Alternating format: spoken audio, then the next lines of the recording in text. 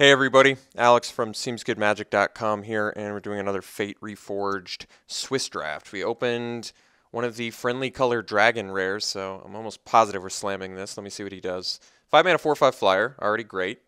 Whenever a dragon creature you control attacks, creatures you control, wow, buffs all your team, including himself. So he's really like a 5 mana, 5/5 when attacking flying. And he's got dash, so you can even get that surprise. That guy's awesome. Big fan of that card.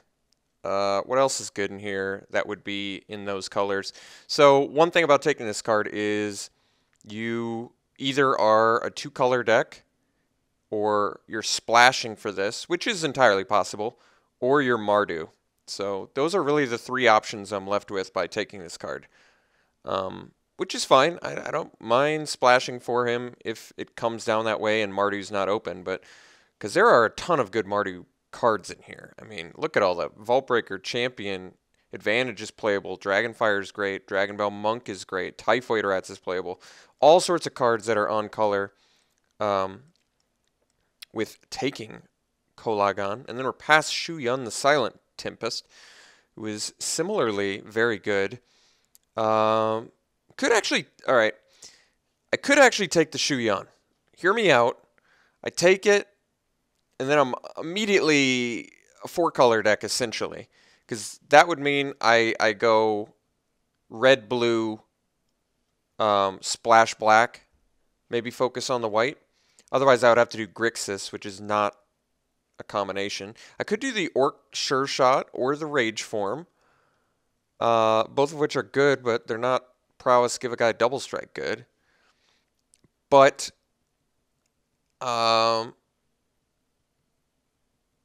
it may be in my best interest to just take the Sure Shot. A creature that has good power for cost, and it's a removal spell, essentially. Alright, taking the less exciting on-color pick. Rage Form was a definite option too, but I haven't gotten a chance to try out the Sure Shot yet, so I kind of want to. I still think this card's good. I mean, granted, it takes some setup, and it's not good late game, but I don't know. The card, I kind of like it. Let's break through the line, do. Alright, it's not bad, not too exciting. Word Scale Dragon is a big 6-mana flyer. Double white makes me pretty uncomfortable with alongside a black-red pick. And, I mean, the dragons are good. That one's not the most exciting. I feel like this card's good. But this just might be a good opportunity to take a Scoured Barrens.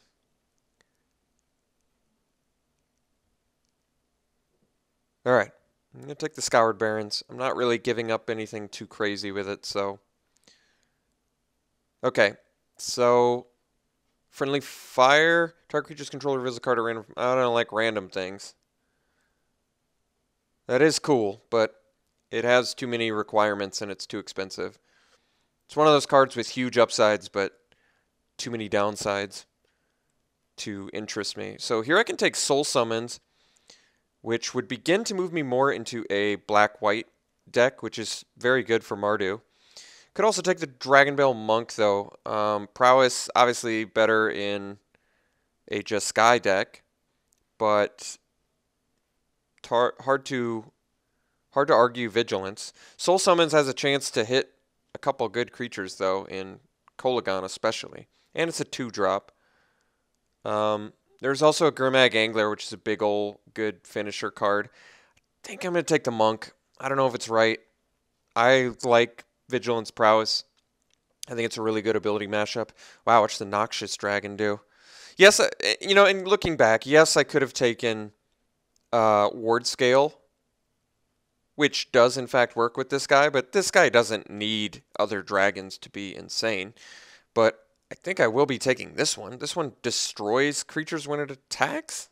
Or when it dies. Okay. A little less good. Still really good. There's also Bloodfell Caves. And yes, Lightning Shrieker's a dragon too. But let's take this Noxious one. I haven't played him yet. And I have a feeling he's pretty good. Okay. Honor's Reward is a card I like quite a bit. Um, at this point, I'd like to be black, white, splash, red. If we're, in fact, doing the Mardu route, which I believe we are. And Skirmisher is actually very good in a deck like this because it's a warrior. But yeah, we're just going to slam Honor's Reward, which people told me how foolish I was to take Honor's Reward over the Sabertooth. And in retrospect, yes, that was a mistake, since that Sabertooth is very good. And I undervalued its activated ability. But here I'm still very much in love with the Honor's Reward bolster card. I think it's very good. All right, Harsh Sustenance is a pretty amazing pickup here, since it's on color with our main 2 colors that we want to focus on, and is just an excellent card since it both can kill your opponent and can kill creatures, and interacts very positively with cards like Ponyback Brigade that put a bunch of creatures out on the battlefield. There's also a Sultai Emissary, which I actually would very much like for this deck, since we have multiple creatures that I could manifest into, but more importantly, it's a warrior creature, which will interact well with the Lords and Raider Spoils and Rush of Battle style cards we're going to see in the next 2 packs here. All right, wow. Yes, Karsi High Priest and Abzan Sky Captain are pretty good. I think we got to go with Harsh Sustenance number 2. So here's the deal about playing cards like Harsh Sustenance, because I actually think there's a very good argument for Abzan Sky Captain here, since it's a very strong card. But the reason I'm going to take Harsh Sustenance number 2 is it's early enough where I can try and build around it in a really positive way. And I think this card has tremendous upside if you can make a deck work with it, which we're in the right colors to make it work very well. Here I can just easily slam a Typhoid Rats, which is just going to be a great card, I think, for this deck in general. Granted, it's not a warrior, but it's a cheap Death Toucher, which is just really good. I could take the Fierce Invocation, which I think is actually a fine card too. But let's try and minimize red and really focus on the powerful black and white creature spells. Typhoid Rats being maybe not powerful per se, but having Death Touch is a welcome addition to this deck. All right, good red cards in here. I think we're just going to take the Vanguard. Rage Form seems too far out to make work consistently, just based on the fixing we currently have. And Goreswine is actually a fine card, just not that impressive on the splash. I think I'd rather just have the more consistent Alicia's Vanguard, which admittedly is not that great of a card, but it is a warrior, and it has dash, which means I could potentially curve out nicely with it. Not too impressed with Break Through the Line in this deck. I could take the Abzan Rune Mark. I guess this card potentially could be played in here. Nothing else really standing out to me is all that good. Actually, I could even hate the Return to the Earth, which is going to be good against our dragons, but whatever. All right, Friendly Fire. Once again, I think it's too random. I'm not feeling it. Guess we take the Lightning Shrieker. Honestly, I'd rather play the Lightning Shrieker than the Friendly Fire. I really don't like random. Random's not going to do it for me. All right, Smoldering Efreet, not really worth it on the splash. Sibsig Host is not really in line with what we're trying to do. I guess I take another Shrieker, but that's a lot of Lightning Shriekers that I probably don't need. And thank you to whoever pointed out that the Vial of Dragonfire is not actually even a card yet. I did not know that, so it's just sort of one of those funny things.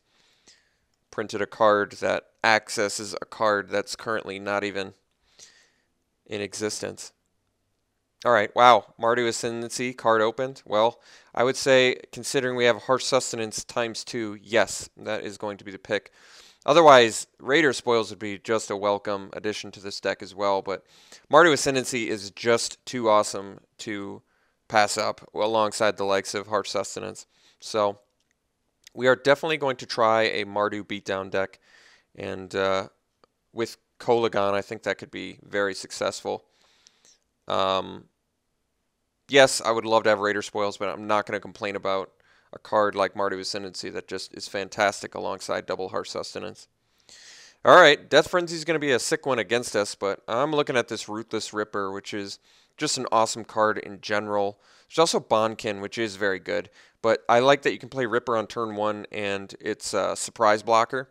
I think people sort of count out the fact that you can surprise block with Ruthless Ripper.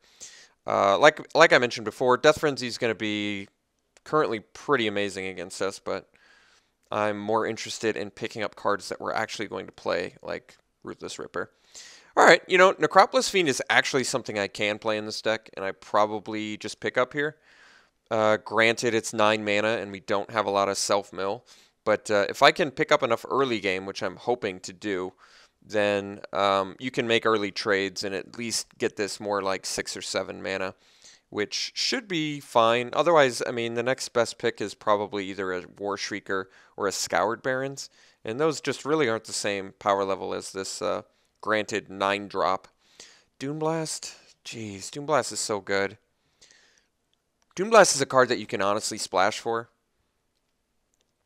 Granted, our fixing is currently not even that well set up for 3-color, but the upside of Doomblast is immense.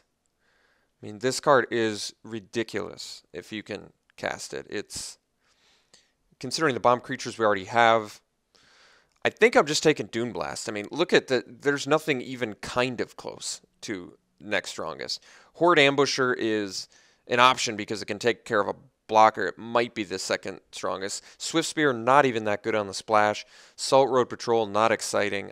We gotta take Doomblast. So, am I going to try and make it work? Yes. How realistic is that? I don't know. But we're gonna slam Outpost to at least start the fixing process. Thankfully, we're not passing anything too crazy over it. I would really love to have this Alabaster Kirin as well. And Windscarred Crag would be great, but yes, we're gonna slam this Nomad Outpost like you've never seen. Here, honestly, I'm just tempted to take Highlands.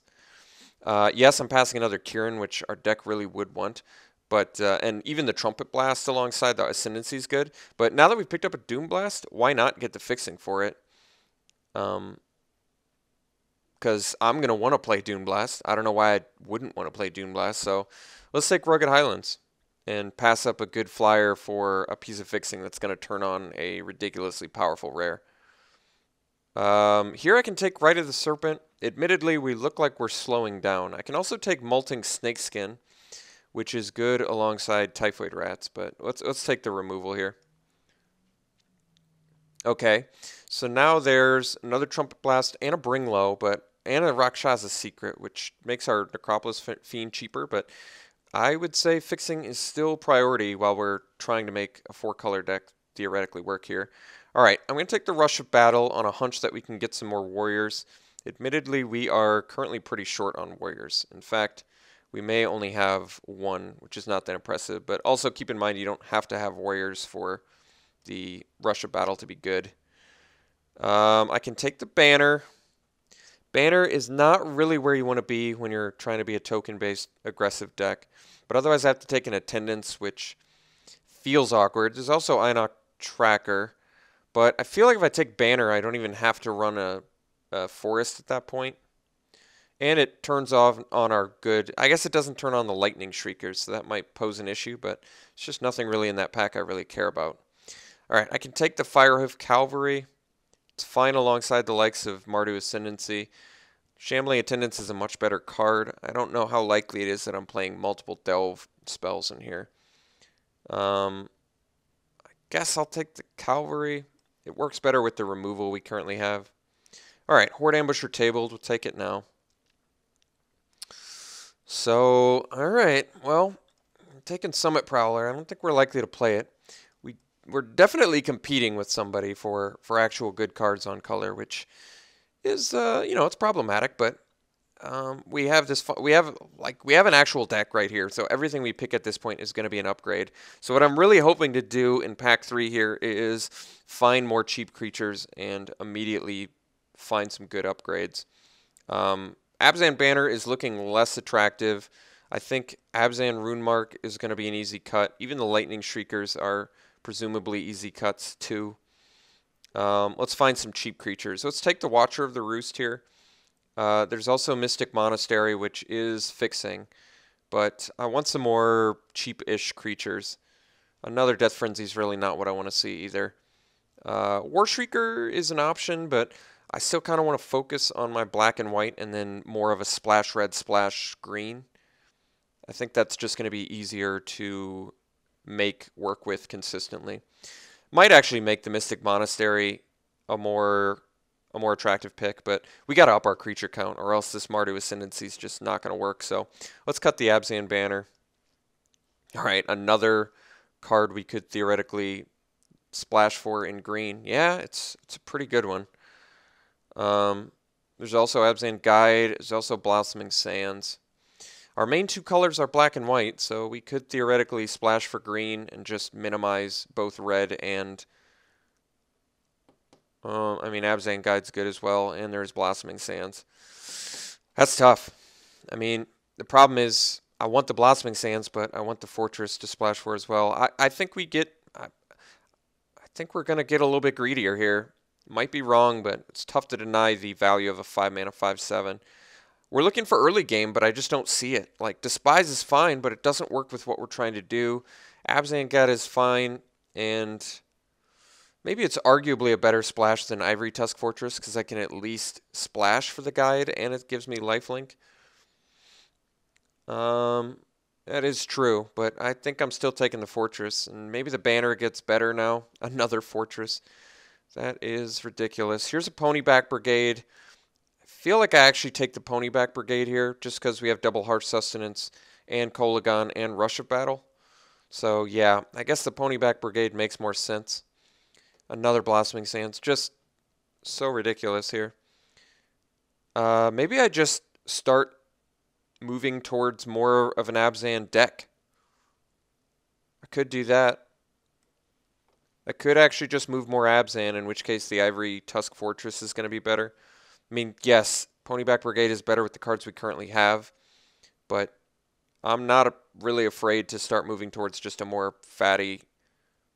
I mean, these are bomb creatures to play that are must deal with immediately kind of things. All right, I'm going to take a second Fortress. I think at this point we're bringing the banner back in. Or trying to, yeah. So I can take a guide here, and I think I do over the throttle. Or maybe I actually just take the Blossoming Sands now. So many good options. It's absolutely insane. I'm going to take this Blossoming Sands. We're going to make green easier to play in our deck. I think at this point, since we have enough playables, all of those lands just become ridiculous. All right, past the Ponyback Brigade. That is ridiculous. Another throttle in here. Just so many good options. Well, I passed the Ponyback Brigade once. I dare not do it again. All right, maybe we are cut. Jeez, look at all of these. I am mind blown right now by the sheer quantity of good cards we're seeing here. Jeez. Look at our early game is atrocious, and I really wanted to make a good early game. I think we need this Abzan Guide. We need lifelink in a really bad way now. Let's cut this Rune Mark. That's not happening. At least Ruthless Ripper doubles as an early play. I don't even know what I cut at this point. So many good spells. We're going to take the guide over the Jungle Hollow. As much as I think Hollow's good, I want lifelink in this deck. We need some good recovery. I mean, Harsh Sustenance counts, but we need more recovery methods here. We just really do not have enough. I want the Falconer here. I want more early game creatures. Jeez. This is tough. So many good spells to play. Probably cut the Cavalry. I know it's good alongside Ascendancy, but I can't do anything about it. We really want good creatures here. All right, Hateblade seems fantastic for us. Yes, there's a Bitter Revelation, which is a good card, but we want this Hateblade. We want all the cheap Death Touch we can get since we don't have anything we can do against early game, really. War Shrieker versus Krumar. I think actually Krumar gets the go-ahead here. War Shrieker is a great spell in general, and it would be able to play Ascendancy off of it, which is nothing to overlook. But I feel like the Krumar is in our base 2 colors, which I think we still would like to maintain as... Like, maybe we cut the Ambusher at this point. Just non-warrior, non-red creatures we're trying to minimize. All right, Despise is actually a playable card. I actually am leaning towards Molting Snakeskin because we have 3 Death Touchers at 1 mana, but I still think Despise is what we're going to likely want in this deck. Admittedly, our removal is lacking, but that's fine. I could do Dutiful Return.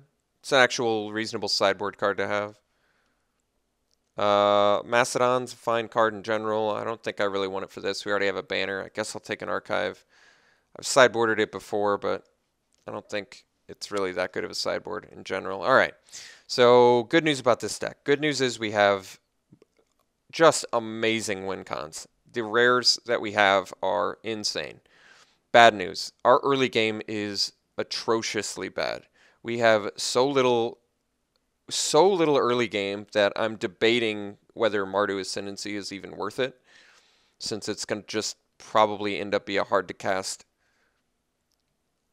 spell that synergizes well with other stuff we have. I mean, at this point, it's tough. If you don't have a lot of 2-drops, I really don't see 1 and 2 drops. If you don't have a lot of 1 and 2 drops, I really don't see a great incentive to play Mardu Ascendancy. So that's tough. We may cut the Rush of Battle. It is good with the Ponyback Brigade, but beyond that, we didn't get a lot of token stuff that interacts that well with it, and we didn't get a lot of warriors that interact well with it. We have a Hate Blade, a Ponyback, a Guide, which already has lifelink, not a Falconer, a Krumar, and a Vanguard. Everything else is non-warrior. I think we're not going to focus on Rush of Battle in this deck. Not sure that's where I want to be.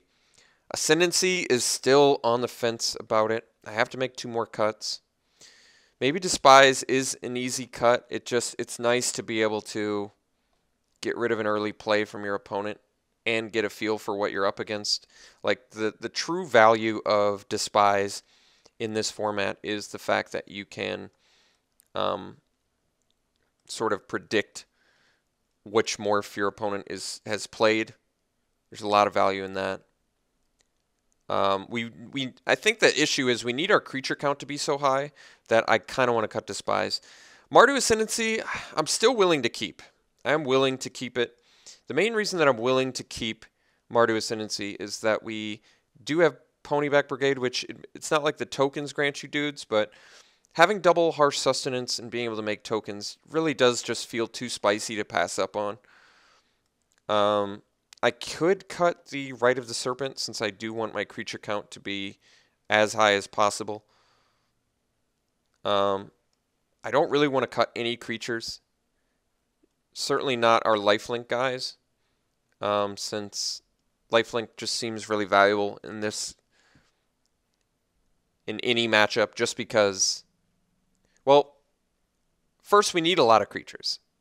The life gain we do currently have is pretty good, actually. Honors Reward, Double Harsh Sustenance, Sidisi's Pet, and Abzan Guide, and Watcher of the Roost. So, actually, the fact that we have 6 cards that gain us life makes me feel pretty good. But I still really don't want to cut a creature. I feel like creatures are just so important for our deck to succeed. And I do feel as though I have to run 18 lands just because we have so many bomb creatures that I want to play. So I think we're going to cut the Rite of the Serpent. I'm not thrilled about that, but Dune Blast is 1 more mana and a million times better. So our removal is lacking. Our removal really consists of Double Harsh Sustenance, which is a removal that's reliant on things. Orc's Sure Shot to a certain extent is removal, and our Death Touch guys to a certain extent are removal as well. It's tough. This is tough, man. Yes, I nabbed 2 5-drop 5/7s. I could play a banner in this deck because our 5-drops are so strong, but I'm not feeling it. I'd rather just do 18 lands and get there in a more natural way. All of our life gain spells are just so important in this match. I think we can get aggroed down, and there's really not much I can do about it. I'm just hoping that our life gaining cards can offset that enough. We will just have to see if that's the case, but 18 lands is definitely part of that equation. And having 3 1-drop Death Touch guys, I'm really we're banking on that hard because our late game plan is just absolutely insane. So we just really have to make sure that our early game is enough, and there's a very real chance that it's not. So we'll just have to see. I like deck construction wise, I think we constructed the deck in the correct way. We are very much a black-white focused deck that's splashing red and green. So our mana base really shouldn't suffer too bad because of that. Like we already have 2 sources of green. I really think we can run, and 2 sources of red. So I think we can run 2 mountains, 2 forests, and see what we're left with.